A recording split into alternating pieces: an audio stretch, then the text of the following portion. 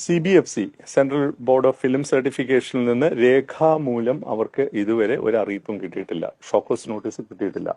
Show cause notice നാളെ കിട്ടുമെന്നാണ് അവർ പ്രതീക്ഷിക്കുന്നത്.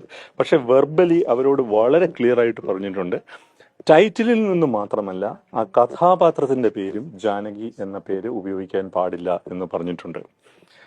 അപ്പോ ഒരു അതിക്രമത്തിന് ഇരയാകുന്ന ഒരു പെൺകുട്ടി, ആ പെൺകുട്ടി സ്റ്റേറ്റിനെതിരെ നടത്തുന്ന നിയമ പോരാട്ടമാണ് ആ സിനിമയുടെ ഇതിവൃത്തം.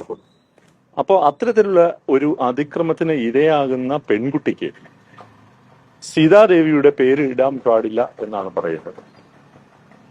വളരെ വിചിത്രമായിട്ടുള്ള ഒരു കാര്യമാണ് ഇതെന്നുള്ളത് നിങ്ങൾക്ക് എല്ലാവർക്കും അറിയാം. അദ്ദേഹം ജാനകിയെ ജയന്തി എന്ന് മാറ്റിയതിനു ശേഷമാണ് സർട്ടിഫിക്കേഷൻ നടന്നിരിക്കുന്നത്, മാറ്റി ഡബ് ചെയ്തു.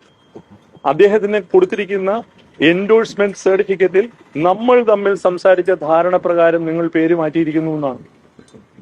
അതും നോക്കൂ, നമ്മൾ തമ്മിൽ സംസാരിച്ചത് എന്നാണ് പറയുന്നത്. എങ്ങോട്ടാണ് നമ്മൾ ഇത് പോകുന്നത്? നമുക്ക് പേരിടാൻ പറ്റുകയില്ല.